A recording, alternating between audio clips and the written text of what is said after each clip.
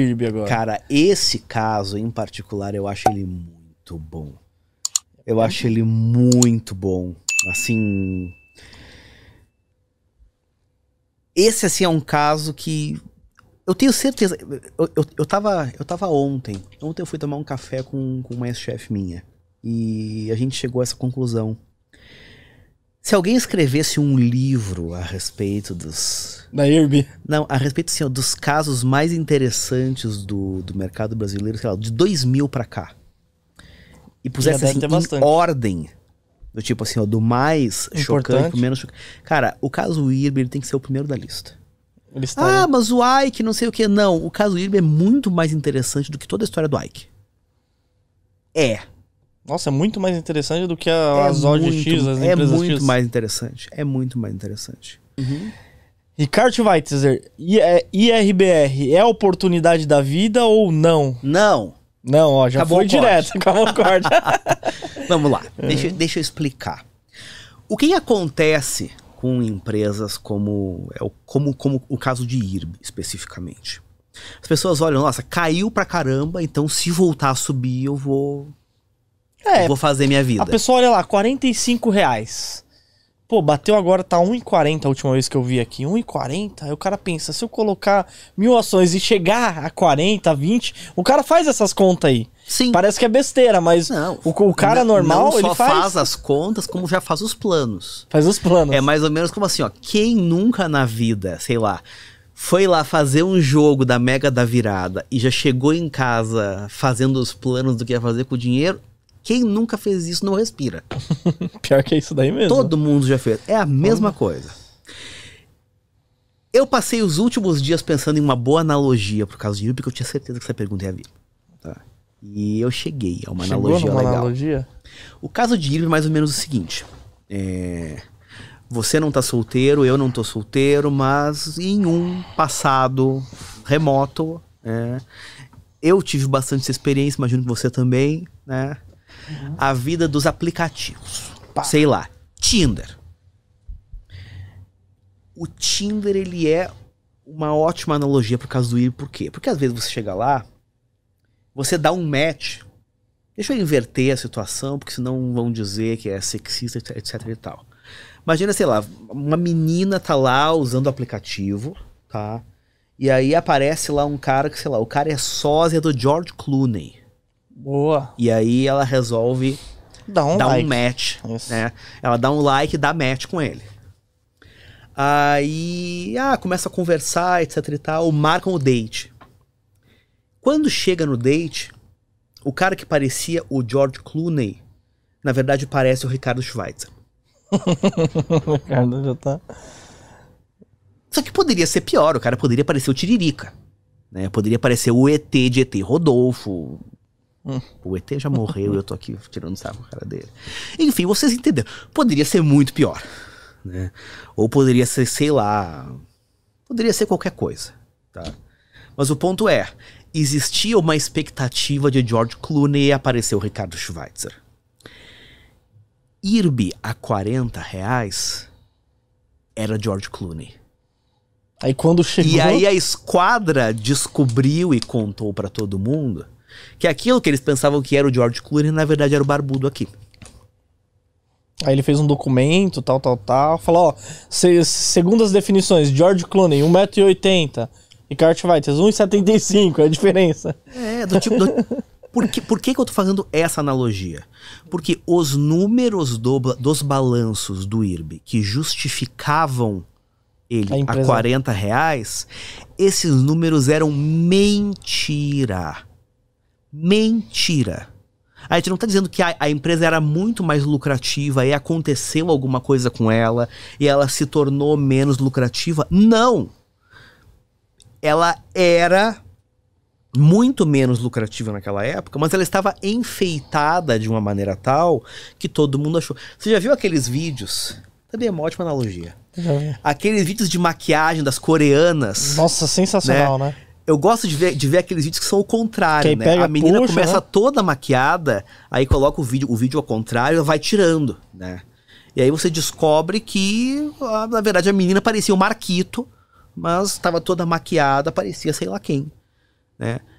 É a mesma coisa, né? As pessoas olhavam para o balanço do IRB, nossa, essa empresa é maravilhosa. Esse é um setor que em todo que é lugar do mundo, tudo que é resseguradora dá, sei lá, entre 5% e 10% ao ano de retorno sobre o patrimônio líquido. Esses caras dão 35%, 40%, eles são muito bons. Os caras são Não, eles não são muito bons, eles estavam mentindo. Eles estavam mentindo. Então o que aconteceu? Você teve um choque de realidade, né? Quem achou que tinha dado que ia ter um date com o George Clooney acabou tendo um date com o Ricardo. E foi isso que aconteceu. Entende? E aí, esse não é um processo reversível. Não adianta, sei lá... Cara, eu vou lá, sei lá, vou lá treinar com o Renato Cariani, eu vou lá me consultar com o Paulo Musi, vou fazer um monte de plástico. Eu não vou virar o George Clooney da mesma maneira que IRB não vai virar uma empresa que dá 35% de retorno sobre o patrimônio líquido de maneira lícita, né? De maneira real, de maneira regular. E, consequentemente... é irrazoável você imaginar que em algum momento a empresa volte àquele valuation que era baseado em premissas mentirosas. Entende? Então e a IRBR não vai voltar a 45%. Não vai. E é por isso que muita gente vai se arrebentar nesse caso. Porque as pessoas estão entrando com a expectativa de que, olha, agora eles vão limpar a casa e tudo mais, e agora a empresa vai voltar a ser rentável. Não, ela não vai voltar a ser rentável. Ela provavelmente vai ter uma rentabilidade semelhante, talvez um pouco melhor, talvez um pouco pior do que a média da indústria. Se IRB tiver, sei lá, 10, 15% de retorno sobre o patrimônio líquido ao ano, ela já vai estar assim no, sei lá, no quartil superior de desempenho de resseguradoras mundo afora. Já vai estar. Mas o valuation que resulta disso para as ações não é, sei lá, 6 vezes valor patrimonial como era lá atrás. Não é. É uma vez valor patrimonial, uma vez alguma coisa, uma vez 1.2, 1.3, 1.5. Vai fazer a conta de quanto dá isso. Tipo, você não vai multiplicar o seu capital por 40 vezes, como você está imaginando. Não vai. E aí as pessoas se apegam àqueles argumentos, mas ele é uma empresa grande. Sim, uma empresa grande. Existem uma série de outras empresas que são ainda maiores do que ela no mundo.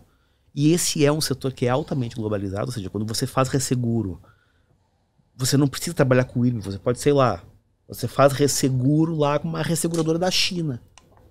Do tipo, dá na mesma, entende? Esse cara não vai entregar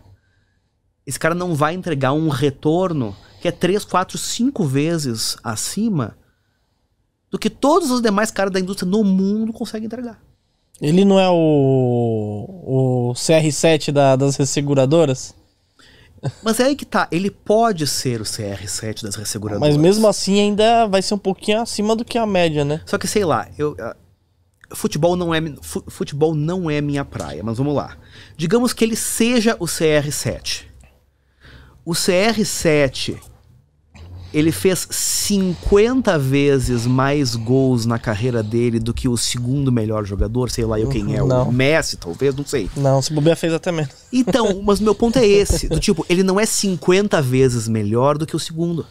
Entendi. Ele é marginalmente melhor do que um outro cara que é muito bom. Aí, gente, É a mesma história. E, Ricardo, você tá explicando de uma maneira bem simples pra galera poder entender o que aconteceu, né, meu? Sim. Mais simples que isso daí, gente, você não vai encontrar em lugar nenhum. Eu acho que não. Pelo menos não mais divertido. Só não seria divertido realmente pra mim, né, que esperasse encontrar o George Clooney e encontrasse o Ricardo. E, Ricardo, o pessoal tá falando que tá caindo 12% hoje. Como que funciona essa subscrição aí? Porque eu li algumas coisas assim, mas eu não entendi nada, fiquei meio perdido. Pô, é 66%, parece que vai poder reescrever. Dá um exemplo prático pra gente. Bom, primeiro deixa eu fazer aquela coisa bem safada, que é dizer, olha, hoje está caindo 12%, ontem caiu pra Dedel também. Se vocês estivessem lendo as minhas newsletters, vocês estariam preparados para isso, porque eu escrevi a respeito disso na segunda-feira. Olha aí, ó, tá vendo? Tá? E a newsletter é de graça, você entra lá, entra no meu link lá da bio do Instagram, que tem lá o link para você se inscrever, etc e tal. É para ser semanal, tá? Mas às vezes eu escrevo a cada 7 dias, 8 dias, às vezes eu pulo uma semana. Às vezes eu escreve 2 vezes na semana. Não, não, eu não faço. Não é fácil, não. Não, porque eu gosto de escrever quando eu tenho alguma coisa de relevante pra escrever. Senão e nem compensa, sempre eu né? tenho. Verdade. Do tipo, eu não tenho pressão, eu não preciso encher sua caixa de e-mail todo dia porque eu quero vender alguma coisa. Eu não preciso. Então eu escrevo quando eu acho que eu tenho alguma coisa que efetivamente pode contribuir. Mas qual é que é a história, tá? Em primeiro lugar, ai, Ricardo, o IRB vai quebrar? Não, não vai. O IRB tá insolvente? Não, não tá. O que acontece?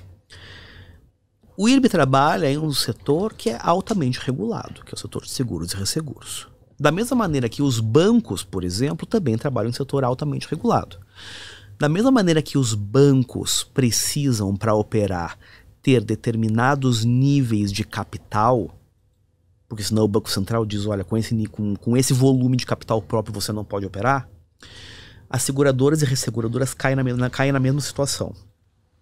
O que aconteceu com o IRB? Com os sucessivos prejuízos que ele veio apresentando ao longo aí dos últimos, 8 trimestres, desde que a verdade veio à tona, o capital próprio dele acabou corroído, né? Prejuízo atrás de prejuízo, atrás de prejuízo. E ele chegou num ponto que ele ficou desenquadrado do que seria o limite mínimo de capital. Então, por que ele precisa de dinheiro? Ele precisa de dinheiro para recompor o capital próprio, né, o patrimônio líquido, capital social, para poder continuar operando. Tá? Isso não significa, por exemplo, que ele não tem caixa, que ele está insolvente ou qualquer coisa do gênero. São coisas diferentes. Mas a questão é, ele precisa dessa grana para se reenquadrar. Qual foi a solução que eles encontraram? À medida que, enfim, a empresa continua sofrendo uma brutal crise de credibilidade, eles se viram forçados ao seguinte, de quanto dinheiro a gente precisa? A gente precisa de 1 bilhão e 200 milhões de reais.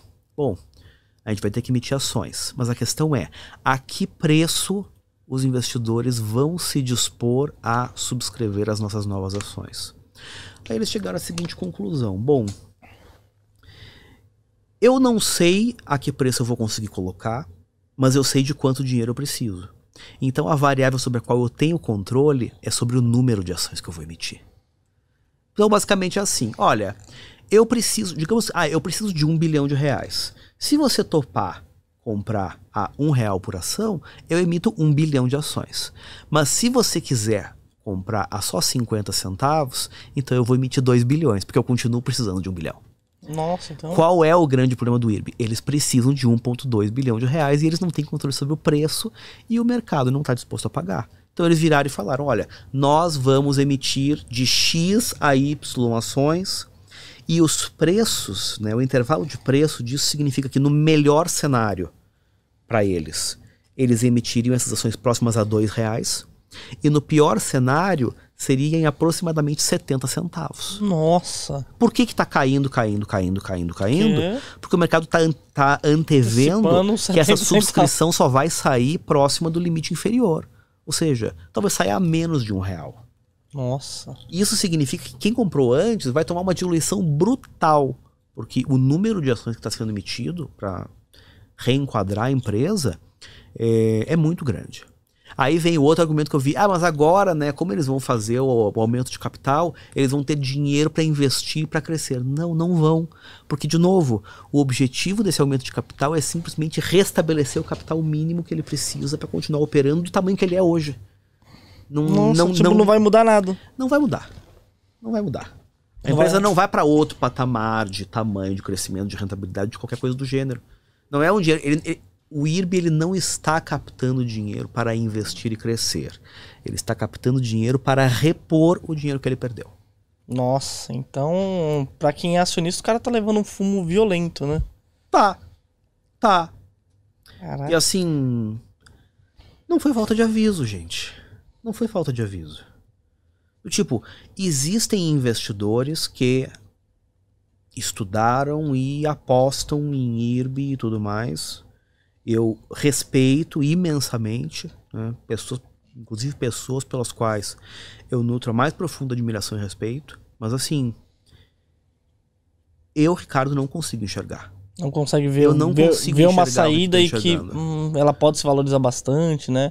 Eu E não- principalmente eu não desse consigo follow-on enxergar. aí, né? Esse follow-on muito bagunçado, né? Eu, tipo, eventualmente depois do follow-on, dependendo do preço, e dependendo de nós efetivamente vermos a empresa parar de sangrar do ponto de vista de prejuízos, eu acho que vai chegar um ponto que a gente vai poder chegar na discussão. Porque eu falei lá no começo, do tipo, não é o George Clooney, né? É o Ricardo.